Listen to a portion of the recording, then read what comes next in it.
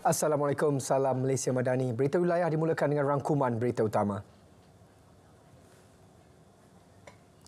Hubungan dua hala yang baik antara Malaysia dan Mesir membolehkan bantuan kemanusiaan dari negara Malaysia tiba di Palestin.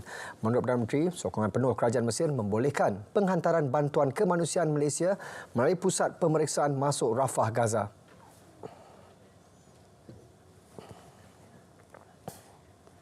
Umpamanya bila saya jumpa Presiden Abdul Fattah Sisi,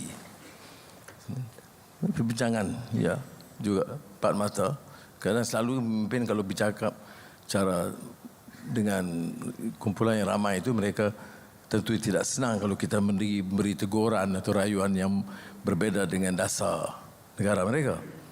Dalam pertemuan itu saya terkesan dengan pertemuan itu dan sentimennya sangat baik, dan saya minta supaya diberikan keutamaan kalau ada bantuan kemanusiaan dari Malaysia. Dan alhamdulillah dia pegang berjanji. Malaysia dan pesawat kita yang sampai itu di antara yang paling cepat diberi layanan dan dapat menyeberang sempadan. Sebab itu saya katakan hubungan dua hala itu perlu ditingkatkan. Datuk Seri Anwar berucap pada perjumpaan bulanan November bersama warga Jabatan Perdana Menteri di Putrajaya. Ketua Jabatan, Ketua Pengarah dan Ketua Setiausaha diminta meminitkan perbincangan mengenai laporan Ketua Audit Negara LKAN. Perdana Menteri berkata langkah itu wajar dilaksana bagi memastikan ketelusan pentadbiran dan memperbaiki tata kelola, sekaligus menangkis ketirisan dan pembaziran dana. Saya akan cadang kepada KSN supaya semua ini diminitkan. Ketua Jabatan, Ketua Pengarah dan KSU harus meminitkan perbincangan mengenai laporan Ketua Audit Negara supaya disampaikan kepada KSN. Supaya dipastikan pertama dibincang kerangka besar isu laporan dan teguran Ketua Audit Negara, dan keduanya yang secara khusus menyentuh atau menyinggung kedudukan di jabatan. Ini dengan cara sedemikian tidaklah nanti diulang tahun depan masalah yang sama. Tegas beliau, setiap teguran Ketua Audit Negara dan LKAN perlu diberi perhatian bagi mengelakkan masalah sama terus berulang. 8 jenis barangan akan dikawal di bawah skim harga maksimum musim perayaan Deepavali 2023 yang berkuat kuasa 9 hingga 15 November ini. Ia dilaksanakan selama 7 hari, iaitu 3 hari sebelum, semasa dan 3 hari selepas perayaan.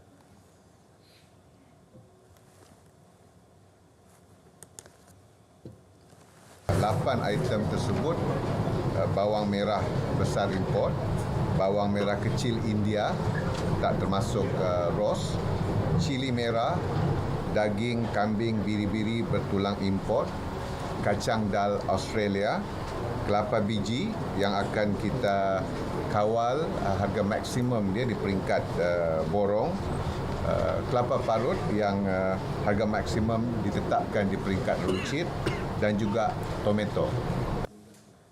Semakan harga boleh dibuat menerusi laman web KPDN. 3 kaedah penyasaran semula subsidi petrol dan diesel akan dilaksana selepas Mac tahun depan. Jelas Menteri Ekonomi Rafizi Ramli cadangan mengenainya dikemuka untuk pertimbangan jemaah menteri bulan ini. 3 kaedah itu bertujuan menambah baik kedudukan fiskal negara sekaligus memberi manfaat kepada rakyat. Antaranya pemberian subsidi secara bersasar mengikut kelayakan, pendapatan belanja bersih secara individu melalui pendekatan perlindungan sosial. Selain pemberian mengikut kelayakan boleh belanja bersih isi rumah dan melalui pendekatan hybrid. Manakala ketiga, mengikut kelayakan pendapatan, boleh belanja bersih isi rumah dan individu tetapi dilaksana menggunakan kaedah kad subsidi.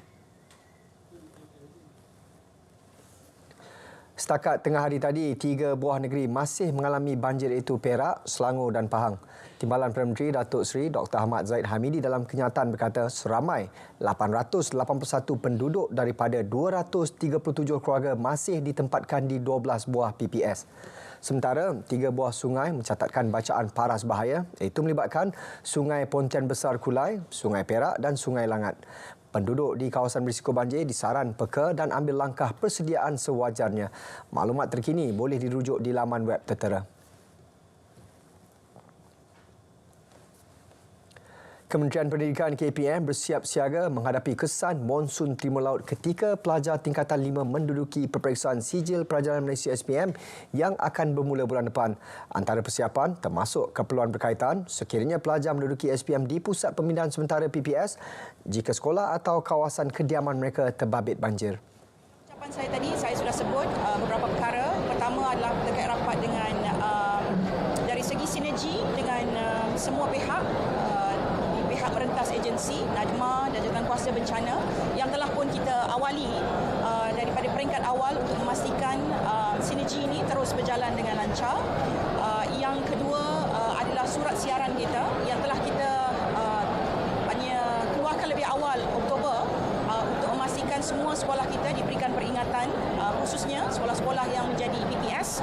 Ada 5,063 ya, sekolah kita yang telah pun diwatakan sebagai PPS dan kita juga sedang bersedia dengan sebarang arahan. Lebih 5,000 buah sekolah di seluruh negara dijadikan PPS, 7 atau 8 daripadanya akan diwartakan sebagai pusat pemindahan kekal.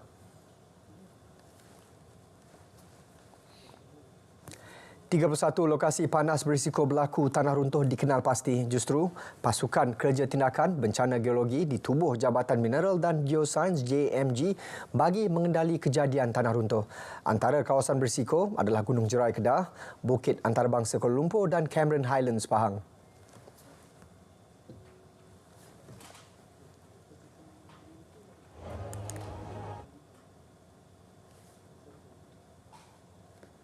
Bagi zon bahaya sebenarnya, kita akan membahagikan kawasan yang telah menentu kawasan yang telah runtuh. Bagi zon kawalan pula, kita akan memberi makluman bahawa itu merupakan zon yang mempunyai ada ancaman terhadap bencana geologi tanah runtuh susulan. Jelas beliau, maklumat berkaitan kawasan berisiko boleh diperoleh melalui laman sesawang JMG. Baik, untuk makluman cuaca semasa, kita berlintas langsung dari Met Malaysia bersama pegawainya, Dr. Anis Nabila Muhammad. Assalamualaikum dan salam Malaysia Madani. Kita mulakan laporan cuaca untuk petang ini dengan melihat kepada tinjauan cuaca semasa bagi Semenanjung Malaysia. Pada ketika ini, hujan dan petir kini sedang berlaku di 1-2 tempat melibatkan hampir keseluruhan negeri di Semenanjung Malaysia kecuali di negeri Perlis. Dan keadaan cuaca di negeri-negeri pantai barat dan pantai timur Semenanjung ini boleh berlarutan sehingga ke awal malam nanti. Manakala bagi keadaan cuaca di negeri-negeri utara dijangka boleh berlarutan sehingga ke lewat malam nanti. Manakala bagi Malaysia Timur pula, hujan lebat dan petir kini sedang berlaku di 1-2 tempat melibatkan bahagian barat, pedalaman dan utara di negeri Sarawak, juga melibatkan bahagian pantai-pantai barat di negeri Sabah. Dan keadaan cuaca di negeri Sabah ini dijangka boleh berlarutan sehingga kelewat petang nanti. Manakala bagi keadaan cuaca di negeri Sarawak ini dijangka boleh berlarutan sehingga ke awal malam nanti kecuali di bahagian pedalaman di mana kita jangkakan ia boleh berlarutan sehingga kelewat malam nanti. Manakala bagi ramalan cuaca lewat malam nanti di Semenanjung Malaysia, hujan lebat dan petir dijangkakan boleh berlaku di 1-2 tempat dan lebih tertumpu di negeri Kedah, negeri Perak, pedalaman negeri Kelantan, pedalaman negeri Pahang, 1-2 tempat di kawasan pesisir pantai di negeri Selangor, negeri Sembilan, Melaka dan Barat Johor. Namun menjelang ke awal pagi, hujan lebat dan petir ini lebih tertumpu di kawasan perairan Selat Melaka dan dijangka masih lagi boleh masuki kawasan pesisiran pantai terutamanya di negeri Selangor, negeri Sembilan dan juga Melaka. Manakala bagi Malaysia Timur pula, hujan lebat dan rut petir diramalkan boleh berlaku di 1-2 tempat melibatkan bahagian pedalaman di kedua-dua negeri ini dan keadaan ini dijangka boleh berlarutan sehingga ke awal pagi nanti. Baiklah, itu sahaja laporan cuaca untuk petang ini. Jangan lupa untuk ikuti kami di laman sesawang Facebook, Instagram, X dan YouTube untuk mendapatkan info yang sahih dan terkini daripada kami. Saya Anis Nabila Muhammad. Assalamualaikum dan salam Malaysia Madani.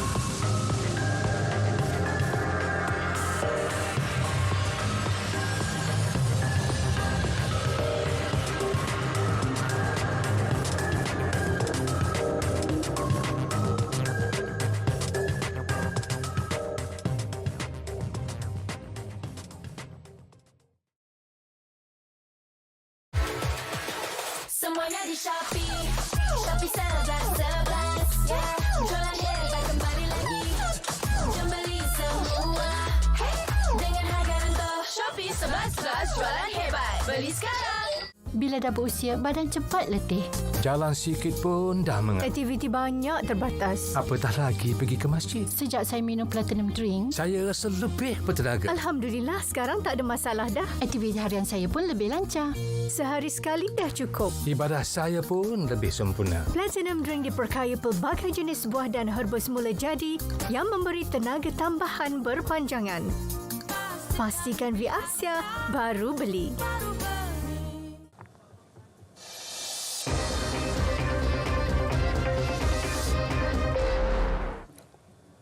Pelbagai bentuk bantuan kemanusiaan yang cuba sampai ke Palestin dibelenggu birokrasi rejim Zionis.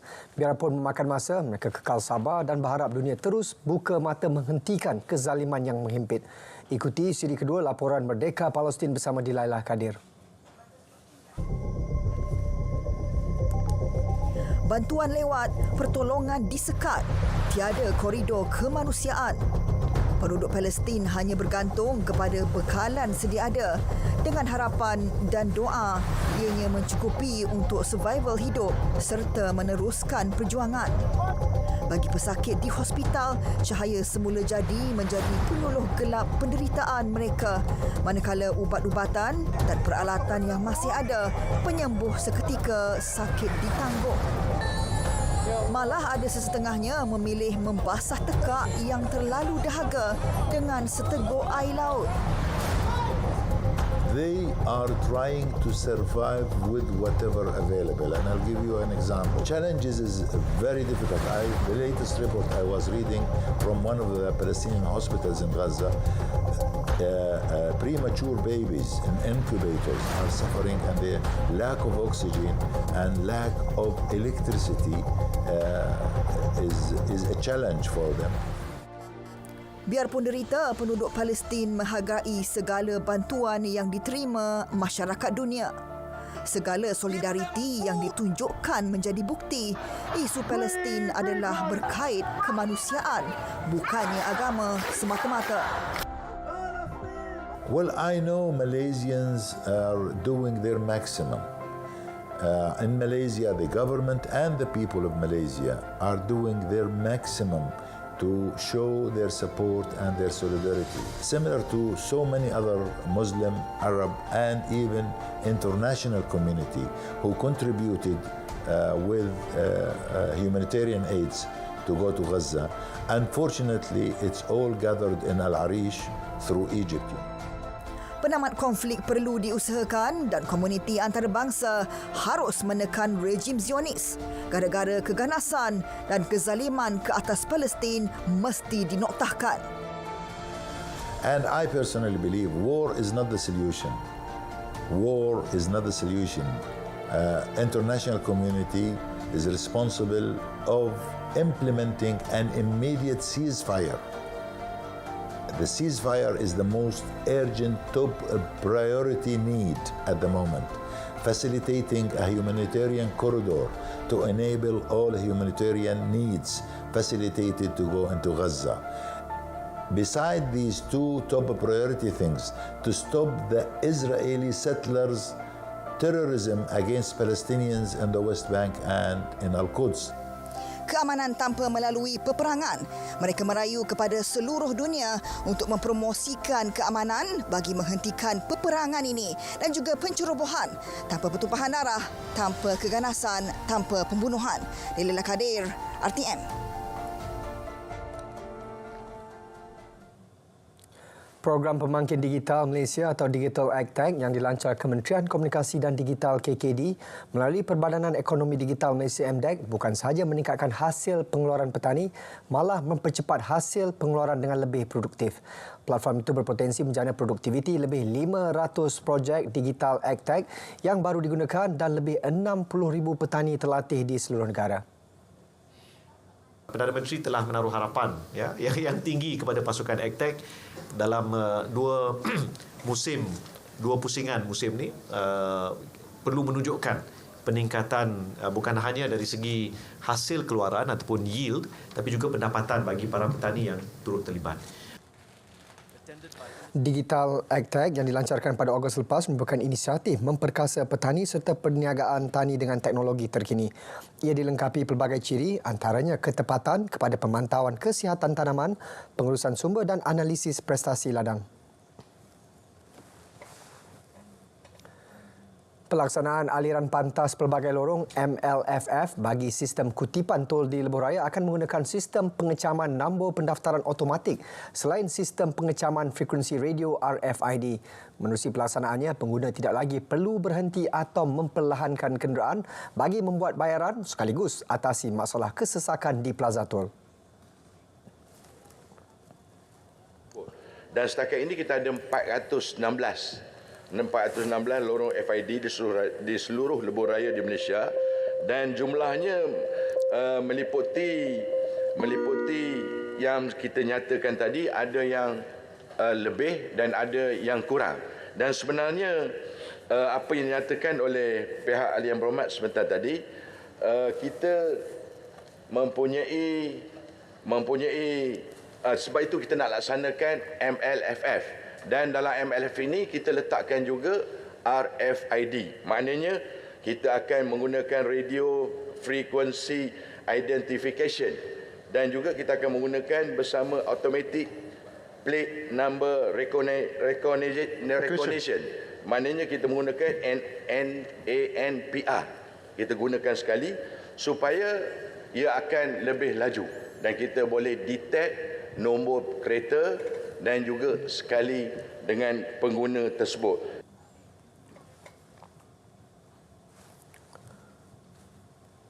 Cubaan menyeludup 3 ekor tenggiling di lapangan terbang antarabangsa 2 KLIA 28 Oktober lalu gagal. Hidupan liar itu ditemukan dalam bagasi seorang lelaki warga India oleh anggota polis bantuan kira-kira pukul 9 malam. Pengarah Operasi Penguatkuasaan Jabatan Kastam Diraja Malaysia JKDM Zon Tengah Unit 111 KLIA Wong Pun Sian berkata pemeriksaan lanjut dilakukan oleh pegawai perkhidmatan sebelum mengesahkan bagasi tersebut mengandungi 3 bekas kecil berisi tenggiling. Suspek kemudian ditahan dan dibawa ke pejabat perkhidmatan di KLIA 2 untuk proses dokumentasi dan pengecaman spesies hidupan liar. Suspek dipercayai mendapat tawaran melalui ejen di India untuk membawa haiwan itu ke Colombo. Kes disiasat mengikut Seksyen 135-1-A dan Seksyen 139 Akta Kastam 1967. Semuanya di Shopee. Shopee 11. Yeah. Jualan hebat kembali lagi.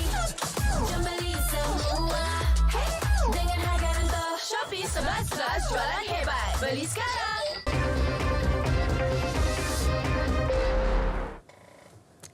Beralih ke Sabah, antara fokus petang ini, Dewan Bandaraya Kota Kinabalu terus mempergiat inisiatif pengurangan sisa plastik.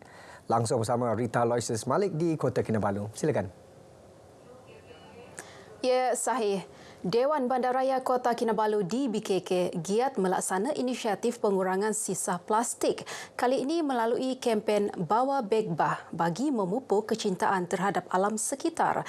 Ia selaras langkah kerajaan negeri menguatkuasa enakmen pengurusan sisa pepejal 2020 dan menyokong hala tuju Sabah Maju Jaya SMJ di bawah elemen jaringan infrastruktur dan kelestarian hijau. Ikuti laporan disediakan Nur Fazirah Wahid. Pembuangan sisa plastik tidak terkawal dan tanpa pengurusan sempurna menjadi penyumbang utama kepada lambakan sampah di Bandaraya Kota Kinabalu. Kajian komposisi dilakukan di BKK di kawasan pantai Taman Awam Teluk Likas mendapati sisa plastik merupakan penyumbang tertinggi iaitu sebanyak 39%. Justru itu, di BKK melaksanakan kempen Bawa Beg Bah, kesinambungan kepada usaha dimulakan pada tahun 2010, namun kali ini dengan sedikit kelainan. Jika sebelum ini pengguna dikenakan bayaran 20 sen bagi setiap beg plastik, kini pengguna perlu membawa beg sendiri ketika membeli belah atau membeli beg guna semula dijual setiap pasaraya. Pada kempen kali ini, semua pasaraya tidak lagi membekalkan beg plastik kepada pengguna pada setiap Sabtu, Ahad dan Isnin. Sebaliknya, hanya menjual beg guna semula. Oleh itu, semua pengguna dan pelanggan adalah diminta untuk membawa beg sendiri untuk membeli belah. Kita merayu kepada setiap masyarakat Bandaraya Kota Kinabalu supaya mengambil inisiatif untuk membawa beg sendiri setiap kali kita pergi membeli belah di pasaraya atau sebagainya. Kerana pada Julai 2024 kita akan menambah bilangan hari tanpa beg plastik ni kepada 7 hari seminggu. Kempen Bawa Beg Bah dilaksanakan secara berpasar dengan kerjasama 33 pasaraya seperti Pasar Mini, Kedai Serbaneka, Kedai Rangkaian, Farmasi, Barangan Kesihatan dan Kedai Makanan. Kepada masyarakat amnya supaya mereka sambutlah ni sautan Dewan Bandaraya ini agar kita punya kawasan sentiasa nampak bersih dan tidak dicampuri dengan plastik yang susah betul mau di kita semula. Dengan cara ini Dewan Bandaraya dapatlah mengurangkan sampah saraf yang dibuang di mana-mana tempat, terutamanya di kawasan sungai, di kawasan laut dan di daratan lah. Selain pengurangan penggunaan beg plastik, kempen turut bertujuan menggalakkan amalan hijau melalui konsep 3R iaitu reuse, reduce, recycle. Pendapat saya ialah sangat baiklah untuk mengurang penggunaan plastik, mengurangkan pencemaran. Kalau di rumah pun kami tidak perlu kemas banyak plastik lah, dapat dikurangkan lah. Dia mengurangkan pembuangan sampah plastik sampah lah. Jadi kawasan pun bersih tanpa plastik sampah. Kita bersama-sama lah mengurangkan penggunaan plastik dan bawa beg sendiri, paper bag sendiri ke arah alam sekitar lagi bagus dan seterusnya boleh menjadi harian lah. Pelaksanaan kempen Bawa Beg Bah maupun seumpamanya diharapkan dapat mengubah persepsi masyarakat untuk menghormati alam sekitar, mengelak kesan memudarat terhadap kesihatan manusia, seterusnya menggugat ekonomi bagi jangka masa panjang. Hendak seribu daya, tak hendak seribu dalih. Kuasa untuk menyelamatkan alam sekitar kita terletak di tangan kita sendiri. Maka dengan itu, katakan tidak kepada plastik. Nur Fazirah Wahid, RTM.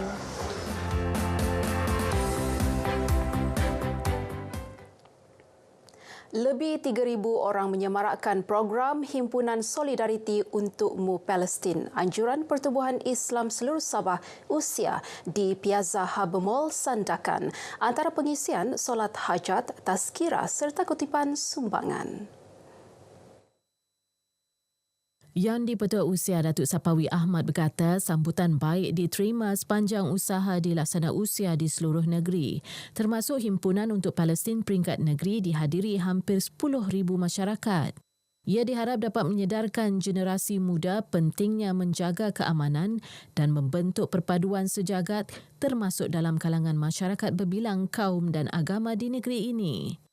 Kesedaran ini harus diberikan semangat kepada orang muda. Negara kita yang aman damai ini harus kita jaga bersama. Karena di Malaysia juga mempunyai berbagai agama, kaum, bahasa, budaya. Keamanan yang ada hari ini kita pertahankan supaya tidak berlaku sensitiviti dalam isu-isu keagamaan, perkauman berlaku di negara kita. Sementara itu, timbalan yang di-Petua Usia merangkap Ketua Usia bahagian Sandakan merakamkan penghargaan kepada agensi awam dan swasta serta masyarakat yang menjayakan program berkenaan.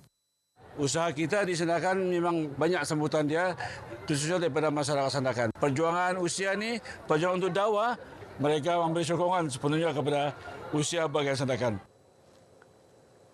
Pembantu Menteri kepada Ketua Menteri Datuk Nizam Abu Bakar Titingan yang juga Ahli Dewan Undangan Negeri Adun Apas meminta Majlis Perbandaran Tawau serta Badan Bukan Kerajaan menganjurkan lebih banyak aktiviti seperti pertandingan memancing untuk dijadikan acara tahunan.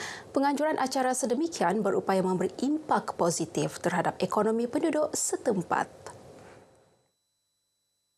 Inisiatif seumpama akan menarik kehadiran penggiat sukan memancing tempatan mahupun antarabangsa ke daerah ini. Saya berharap agar sukan memancing seumpama ini bukan saja kita anjurkan semasa kerana ingin mengumpul dana dan sebagainya, tetapi saya berharap agar Majlis Perbandaran Tawau atau kelab Majlis Perbandaran Tawau boleh berkolaborasi dengan NGO-NGO di Tawau ini bagi menganjurkan pertandingan memancing ini sebagai acara tahunan. Datuk Nizam ditemui media selepas merasmikan pertandingan memancing sempena Sukan Sabah Saga di pesisiran Trolson bertujuan mengumpul dana untuk atlet mewakili Tawau ke Sukan Sabah Disember ini. Seramai 237 pemancing memeriahkan pertandingan menawarkan hadiah utama bernilai RM7,000. Pasukan Bola Sepak Wanita Sabah FA menetapkan misi membuat persiapan awal bagi menghadapi Liga Wanita Nasional 2024 tahun depan, sungguh pun menjuarai liga tersebut tahun ini. Pengurusnya Muhammad Aziz Afizi berkata, pada masa sama usaha turut dipergiat untuk mencari bakat-bakat baharu. Sudah tentu kita akan mencari pelapis-pelapis yang baru dan inilah cadangan kita untuk kita mau membuat satu liga wanita tempatan ini untuk kita melihat bakat-bakat baru yang ada di negeri Sabah ini. Dan kerana negeri Sabah adalah pengeluar pemain-pemain kebangsaan untuk wanita, khususnya bola sepak. Demikian dinyatakan ketika kepulangan pasukan bola sepak wanita Sabah FA selepas menjuarai Liga Wanita Nasional 2023 di lapangan terbang antarabangsa Kota Kinabalu. Sabah mencatat prestasi membanggakan muncul juara buat julung kalinya, sekaligus membawa pulang hadiah wang tunai berjumlah RM50,000 beserta trofi selain merangkul anugerah pemain terbaik dan penjaga gol terbaik. Alhamdulillah berjalan dengan lancar dari awal game sampai akhir. Dan syukur sampai akhir game kami dapat juara liga ni. Dinobatkan sebagai pemain terbaik ni saya pun tidak sangka. Tapi syukur rezeki dari Allah bagi. Saya pun tidak sangka yang saya dapat penjaga gol terbaik. Syukur alhamdulillah. Ini rezeki saya tahun ini lah. Aktiviti sukan berupaya dijadikan amalan gaya hidup sihat selain medan memupuk perpaduan dalam kalangan masyarakat berbilang kaum dan agama. Ahli Parlimen Tawau Datuk Loh Sufui berkata, penganjuran sukan perlu diteruskan bagi melahirkan masyarakat cergas, aktif dan produktif.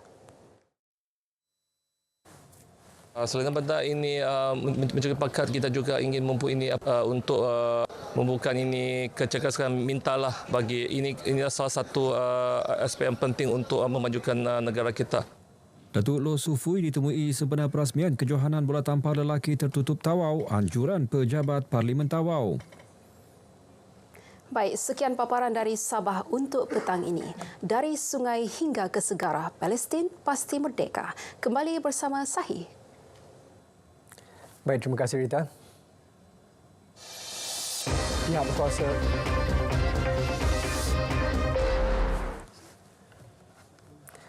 Pihak berkuasa Perkhidmatan Kewangan Labuan FSA komited mempromosikan pembangunan mampan. Ia melalui pelan strategik, alam sekitar, sosial dan tadbir urus korporat ESG dengan tumpuan dua komponen utama. Ketua Pengarah Labuan FSA, Nik Muhammad Din, Nik Musa berkata komponen pertama melibatkan ekosistem mesra ESG untuk pengumpulan dana termasuk melalui Pusat Aset Digital Islam. Manakala komponen kedua meningkatkan kesedaran dan penghargaan ESG dengan membangunkan taksonomi atau pengelasan kemampanan melalui kerjasama pemegang kepentingan utama. Perkara itu dinyatakan pada siri syarahan Keuangan Antarabangsa Labuan 2023 mengenai ESG dan kemampanan. Siri syarahan bertujuan berkongsi pengetahuan tentang perkembangan ekonomi dan keuangan global serta perbincangan mengenai isu-isu semasa.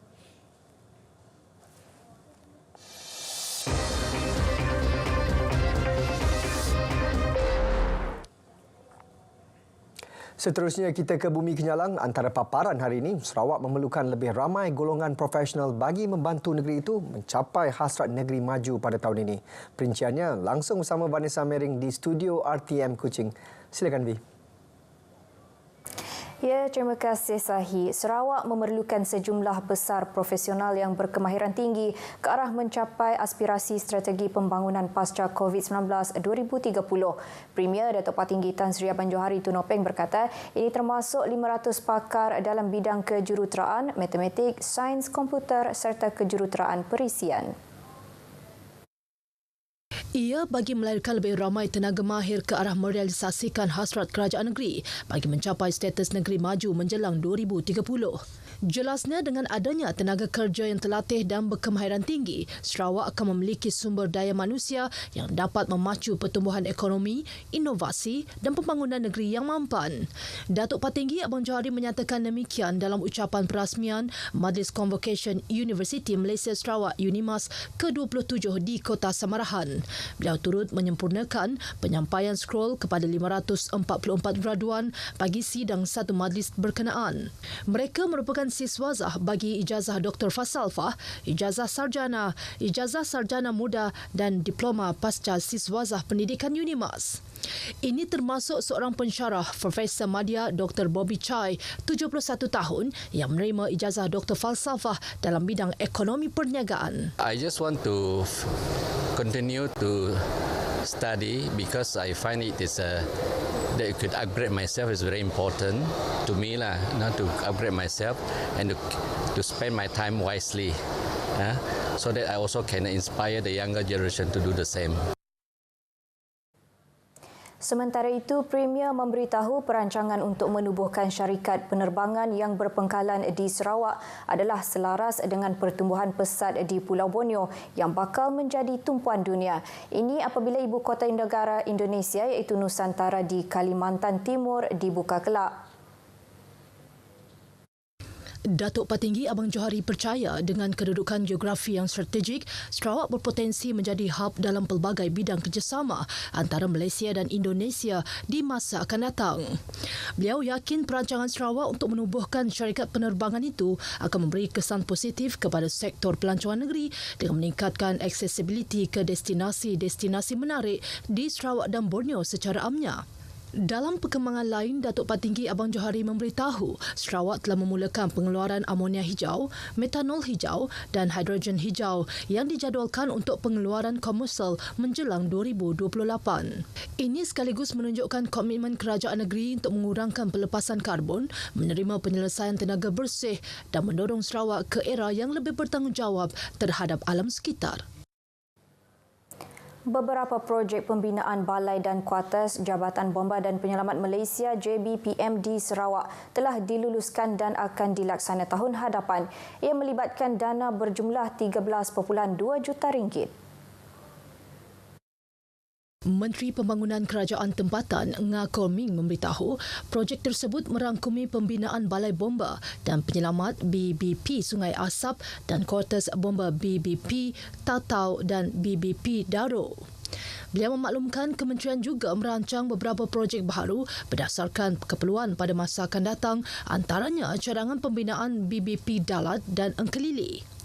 Turut dirancang pembinaan kuartus bomba di BBP Tanjung Manis di Mukah serta beberapa projek perolehan tanah bagi pembinaan balai baharu antaranya di Julau dan Lubuk Antu. Pada belanjawan tahun 2024 tahun depan, kami telah meluluskan 53.8 juta bagi projek-projek baru fizikal binaan yang merangkumi pembinaan baru naik taraf dan penyelenggaraan fasiliti kebombaan termasuk balai dan kuartus. Ini untuk peringkat kebangsaan. Selain itu, sebanyak 64.8 juta ringgit juga diluluskan bagi pelaksanaan projek baru kelengkapan Jabatan Bomba dan Penyelamat Malaysia bagi tahun 2024 bagi perolehan baru dan penyelenggaraan jentera dan kenderaan bomba. Beliau memberitahu demikian kepada pemberita selepas merasmikan BBP Asajaya di Samarahan. Kementerian Pendidikan, Inovasi dan Pembangunan Bakat Sarawak bersama Talent Corporation Malaysia Berhad, Talent Corp serta Lembaga Pembangunan Koridor Wilayah Rekoda bergabung tenaga dalam melahirkan tenaga kerja mahir tempatan menjelang 2030. Salah satu inisiatif yang dilaksanakan ialah Bengkel Kolaborasi Industri Akademia IAC oleh Talent Corp yang diadakan di Kuching. Bengkel tersebut menghimpunkan lebih 80 peserta yang terdiri daripada wakil industri dan ahli akademik. Bengkel IAC fokus untuk mengumpul input, pandangan dan maklum balas daripada pihak berkepentingan serta menekankan isu berhubung tenaga kerja yang dihadapi oleh industri. Menteri Pendidikan, Inovasi dan Pembangunan Bakat Sarawak, Datuk Seri Roland Sagawi In, semasa berucap merasmikan bengkel tersebut berkata, kerjasama seperti itu membuka ruang kepada pihak industri dan akademia untuk memberikan pandangan yang tidak ternilai tentang sistem pendidikan di Sarawak. Dengan itu membolehkan Kerajaan Sarawak menyusun serta menyesuaikan inisiatif yang berkaitan untuk hasil yang lebih berkesan. Tambah beliau, strategi pembangunan pasca COVID-19 2030 menyasarkan kadar tenaga kerja mahir tempatan sebanyak 30%.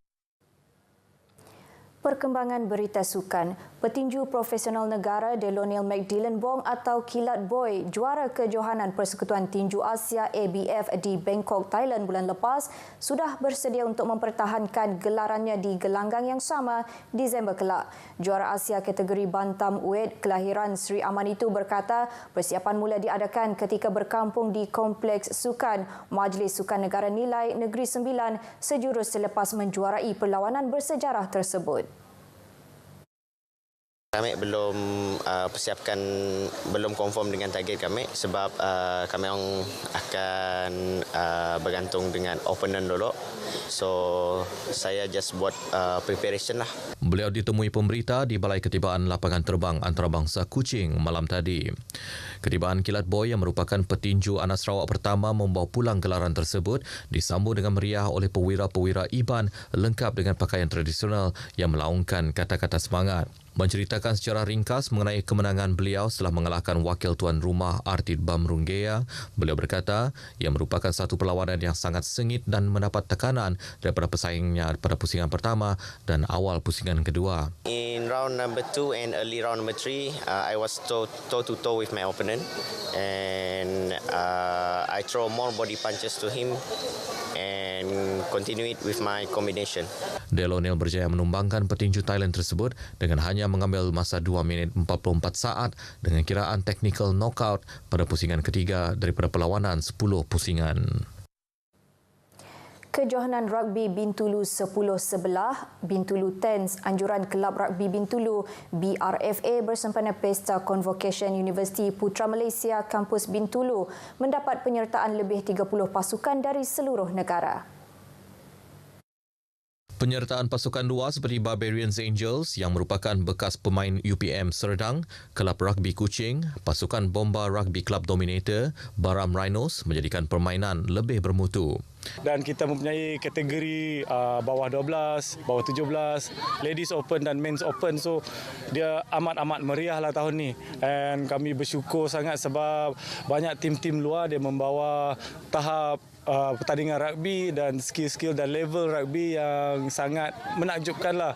Beberapa kategori dipertandingkan sepanjang 2 hari kejohanan berlangsung iaitu kategori bawah 12 tahun, bawah 17 tahun, kategori terbuka wanita dan terbuka lelaki. Perlawanan tumpuan terbuka lelaki pasukan Black Cats dari Kuching telah menewaskan pasukan pilihan Barbarians Angels dengan 33 mata berbalas 5 mata. Faktor dia training yang cukup dan selection team yang mantap. Setelah beberapa tahun kita cuba untuk target sampai ke peringkat final cup ini, tahun ini memberi rezeki yang sangat besarlah untuk KRFC atas kemenangan ini. Kejohanan Rugby Bintulu Tens berlangsung di Padang Rugby UPM Kampus Bintulu. Perkongsian itu tadi mengakhiri berita dari Sarawak. Dari sungai ke segara, Palestin pasti merdeka. Kita kembali bersama Sahi di Angkasa Puri untuk berita seterusnya. Silakan Sahi. Baik Vi, terima kasih.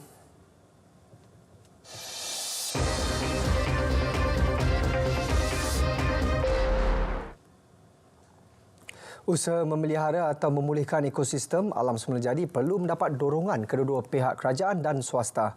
Bagi tujuan tersebut, Yang di-Pertuan Agong Al-Sultan Abdullah Riyatuddin Al-Mustafa Billah Shah bertitah satu program pemantauan wajib khususnya di Pahang perlu dibuat.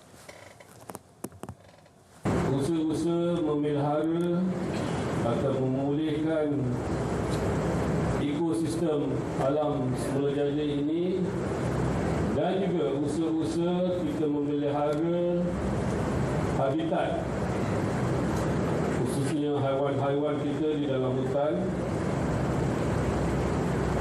perlu diberi satu pengiktirafan, galakan, dorongan oleh pihak kerajaan dan pihak swasta.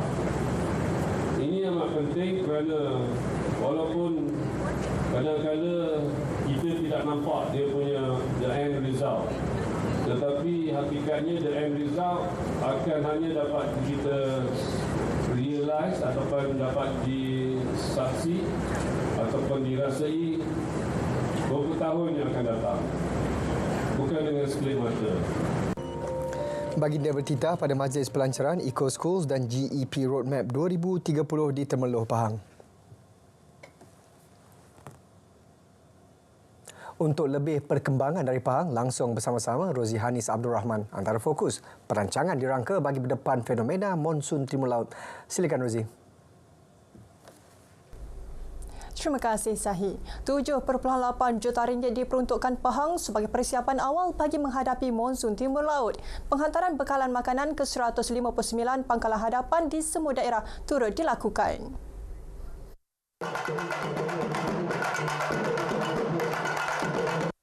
Pengerusi Jawatan Kuasa Kebajikan Masyarakat, Pembangunan Wanita dan Keluarga Pahang, Datuk Sabaria Saidan berkata, 856 pusat pemindahan sementara PPS turut disediakan.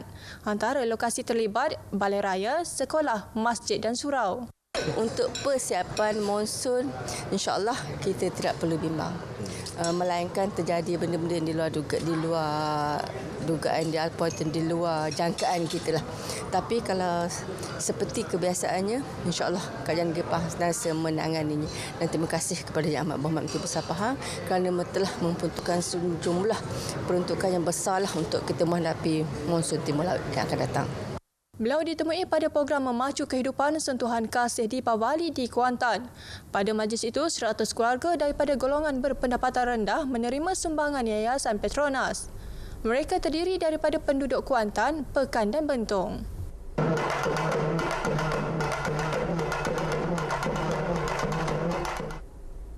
Pahang sedia dipilih Persatuan Lumba Kenu Antarabangsa ICF untuk menjadi tuan rumah siri kejohanan kenu dunia.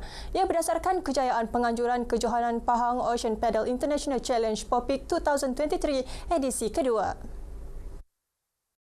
Pengurus Besar Tourism Pahang Kamaruddin Ibrahim berkata, perbincangan mengenai cadangan itu telah dibuat bersama Naib Pengerusi Ocean Canoe ICF Rob Jenkinson. Di Pahang untuk 2 siri lah. Jadi kita haraplah Mr. Rob akan bagi satu recommendation kepada ICF supaya negeri Pahang ini diletakkan di dalam map sukan kanu antarabangsa. Dan kita percaya kita mampu untuk menjayakan apa-apa saja pertandingan bertaraf dunia lah di negeri Pahang ini dengan bantuan daripada pihak kerajaan negeri melalui dana-dana yang disalurkan kepada Tourism Pahang lah. Ujarnya Popik yang berakhir semalam menjadi penanda aras yang baik bagi penganjuran kejohanan kanu antarabangsa. Kamarudin ditemui selepas menyempurnakan majlis penutup dan penyampaian hadiah Popik 2023 di Teluk Cempedak, Kuantan. Popik menjadi platform yang baik kepada atlet kanu negara ini untuk menonjolkan bakat selain bersaing bersama atlet luar negara. So bagi saya tak ada masalah kalau international dengan national. Bagi saya international dengan national ni hanya nama sahaja. So untuk bagi bersaing dekat international ni memang boleh. Cuma perlukan training yang cukup dan endurance yang cukup lah untuk kita dapat bersaing dengan international. Saya rasa teruja sebab boleh bertanding dengan international dan saya boleh tahu saya punya tempat kat mana dan kalau saya boleh training lebih lagi saya boleh dekat dengan diorang. Dengan tema Wag the Wave, Popik 2023 mempertandingkan 6 kategori, membabitkan 200 peserta dari dalam dan luar negara.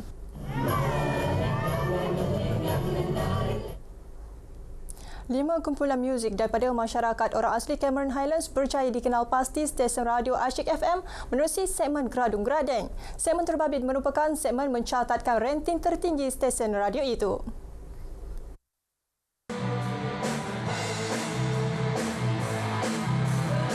Menurut penerbitnya Hardi Zakaria, segmen tersebut diperkenal bagi menampilkan bakat muzik baharu dalam kalangan masyarakat orang asli. Katanya Asyik FM turun padang di Sungai Ruil bagi mengumpulkan karya dan hasil seni yang dicipta mereka. Setiap kumpulan band tersebut sekurang-kurangnya telah berjaya mencipta 5 buah lagu ciptaan sendiri. Rakaman kali ini di Kampus Sungai Ruil untuk sebenarnya kali pertama kita turun padang untuk rakaman band untuk tahun 2023 dan sebelum ini kita buat rakaman di RTM Angkasa Puri.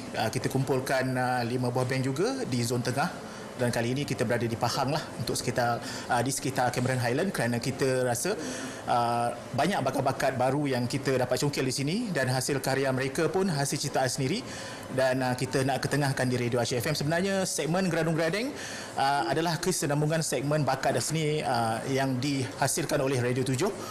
Sebelum ini lebih dikenali sebagai Radio 7, radio yang memang memfokuskan untuk masyarakat pribumi orang asli di semenanjung Malaysia. Beliau yang juga penyampai radio Asyik FM berkata, kumpulan terbabit masing-masing telah mempersembahkan sekurang-kurangnya 5 lagu untuk rakaman iaitu Gina Band, Mantis Band, N Band, HB Band, Pripai dan KSR Band. Beliau berkata demikian selepas rakaman segmen Geradung Geradeng di Kampung Sungai Ruil, Tanah Rata, Cameron Highlands.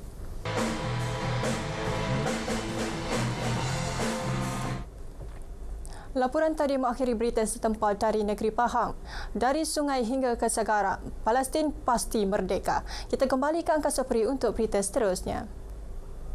Terima kasih, Rozi. Cipta penanda aras tersendiri, pementasan teater perdana Megat Panji Alam kembali mengangkat martabat seni persembahan teater. Teater dipersembahkan Perkumpulan Teater Terengganu Komputer. Ini satu langkah yang baik daripada lokal kita untuk menonjolkan balik cerita-cerita lama, cerita-cerita sejarah Terengganu dipentaskan oleh pementasan teater. Dan saya ucap terima kasihlah kepada grup ini yang mementaskan ini, yang karyanya daripada Saudara Azhar dan dari grup komputer. Komputer mengambil cabaran mempertaruhkan naskah berat berkaitan sejarah Melayu Terengganu lama yang jarang disampaikan dalam sebarang bentuk medium penceritaan. Pementasan teater perdana ini adalah di bawah arahan Othman Zahrudin Harun yang juga merupakan tokoh seni budaya Terengganu 2023. Dengan jayanya telah dipersembahkan selama 2 hari berturut-turut dengan sambutan penonton di luar jangkaan bertempat di Dewan Tengku Abdul Rahman, Kuala Terengganu. 2023 dan seterusnya. Dan kita setiap tahun dengan kerjasama Jabatan Kebudayaan Kesenian Negara, JKKN membuat bengkel untuk mencari pelapis-pelapis baru dalam bidang pentas. Komputer sebelum ini aktif mementaskan naskah-naskah berunsur komedi. Namun mereka turut mengambil tanggungjawab menyampaikan kisah-kisah sejarah berkaitan Terengganu.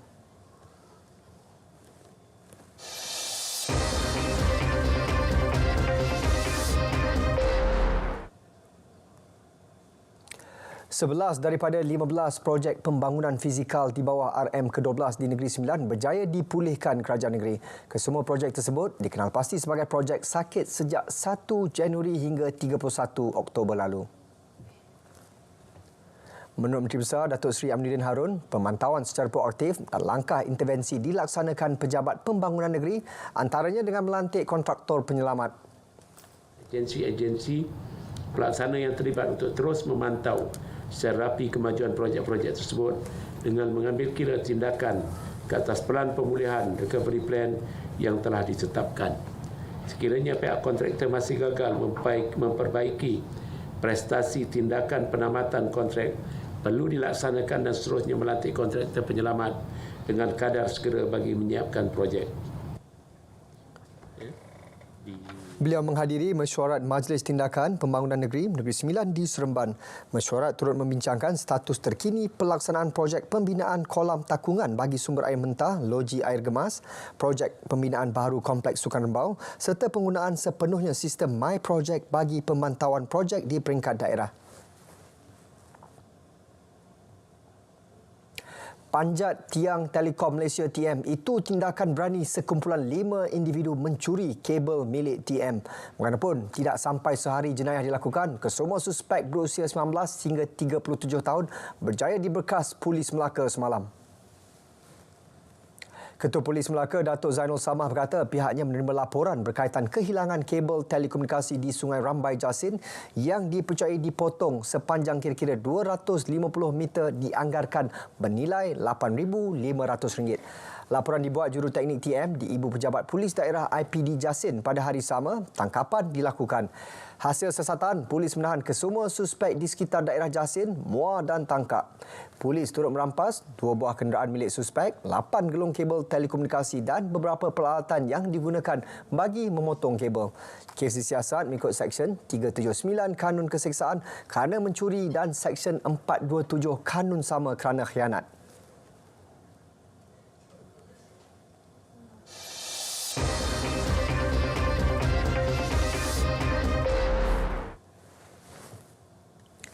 Perak berhasrat untuk memperbanyakkan sumber air khususnya daripada bawah tanah sebagai bekalan alternatif pada masa hadapan. Sumber berkenaan boleh digunakan bagi mengatasi masalah gangguan bekalan air terutamanya ketika fenomena El Nino melanda negara. Sungai begitu besar macam Pahang pun boleh jadi kering. Jadi masalah yang El Nino ni kalau sekiranya berlaku, kita ada option. Tidak bergantung sangat kepada air sungai, tasik dan juga lombong. Kita ada alternatif itu air bawah tanah. Ya. Dan inilah buktinya mana kawasan yang berhampiran dengan Krian seperti Larut Matang Selama, dia boleh juga menggunakan kaedah sama untuk dibekalkan air kepada loji rawatan di sana. Kalau perubahan itu perubahan yang agak melonjak. Kementerian Sumber Asli, Alam Sekitar dan Perubahan Iklim melalui Jabatan Mineral dan Geosains telah membelanjakan RM1.5 juta bagi melaksanakan projek perintis pembangunan telaga pengeluaran air bawah tanah dan sistem pengepaman untuk loji rawatan air Gunung Semanggul. Pembinaan 2 telaga pengeluaran air bawah tanah tersebut dapat mengeluarkan kapasiti air sebanyak 2.5 juta liter sehari. Nilai jualan lebih RM35 juta berjaya dicapai dengan lebih 200 peluang pekerjaan disediakan selepas 2 tahun pelaksanaan program pembangunan usahawan otomotif MARA Petronas PAM. Ia merupakan kolaborasi Majlis Amanah Rakyat, MARA, Petronas Lubricants, Marketing Malaysia, PLMM. Usaha itu bagi membangunkan komuniti usahawan otomotif melalui peningkatan imej dan susun atur bengkel yang menepati piawaian industri dan mampu berdaya saing. Bagi pengembangan rangkaian pusat servis di bawah PAM, MARA memperuntukkan dana pembiayaan berjumlah RM12.65 juta bagi 21 usahawan yang telah membuka 29 outlet di bawah jenama tersebut di seluruh negara.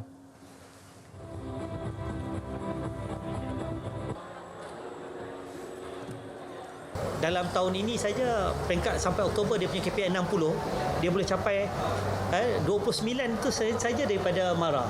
Jadi kalau dia letakkan 250, takkan separuh pun tak boleh capai. saya letakkan 100 daripada saya, 250 insya-Allah.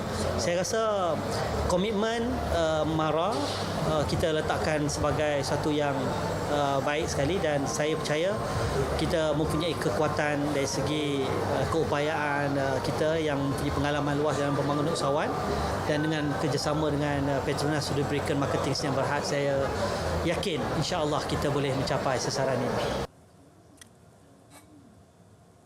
Seramai 123 nelayan barat daya dan timur laut telah menerima bantuan peralatan penangkapan ikan Touchpoint daripada Lembaga Kemajuan Ikan Malaysia LKIM. Peralatan itu perlu bagi mengekalkan keterjaminan makanan khususnya dalam bidang perikanan. Bantuan disampaikan sempena program Rahmah Mesra Madani, pengerusi LKIM bersama nelayan Pulau Pinang.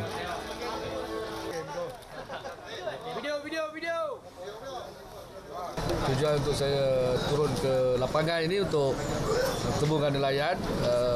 Kadang-kadang nak memberikan sumbangan touchpoint seperti enjin, pukat dan juga kotak insulasi. Jadi untuk saya bertemu dengan mereka dan juga dengan ahli persatuan untuk saya memahami dan juga mendapat info beberapa masalah yang berlaku di bawah, terutamanya tentang kemudahan yang ada di kompleks ataupun di jeti daratan. Dan untuk saya mengambil langkah yang sewajarnya untuk memastikan keadaan dan kemudahan ini berada dalam keadaan yang baik supaya aktiviti tangkapan ikan dapat kita teruskan dalam mencapai agenda keterjaminan makanan. Dan saya terima kasihlah kepada YB Faiz bagi saya enjin untuk saya makan untuk bulan ini saya masih banyak-banyak, dan pada LKIM bersama kerana membantu semua nelayan di sini yang mana susah.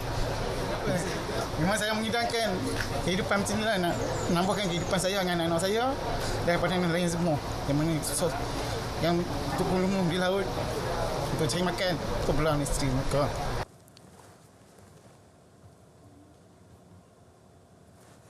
Perkembangan sukan Piala Sultan Nazrin Shah dan Piala Tuanku Zahra bakal membuka tirainya hari ini hingga 11 November. Kejohanan hoki dalam Dewan Antarabangsa itu akan berlangsung di Stadium Indra Mulia Ipoh.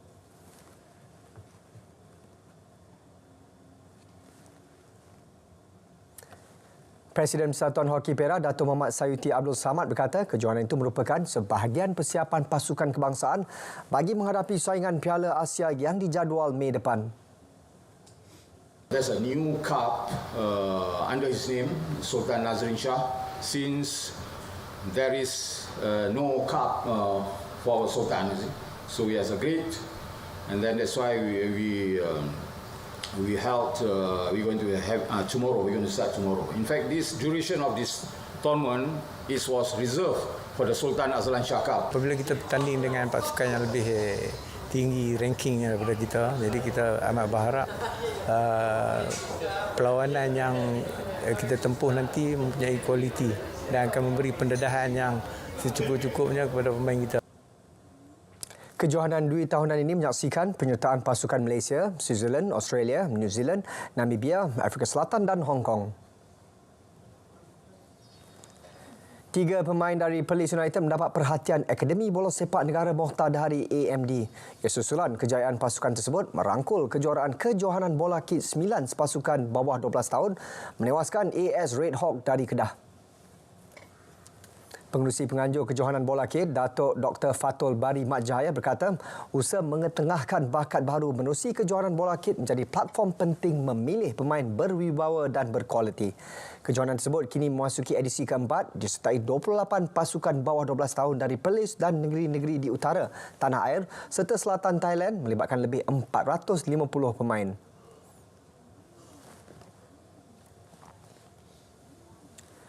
Berita wilayah berakhir di sini. Dari sungai ke segara, Palestin pasti merdeka. Assalamualaikum. Salam Malaysia Madani.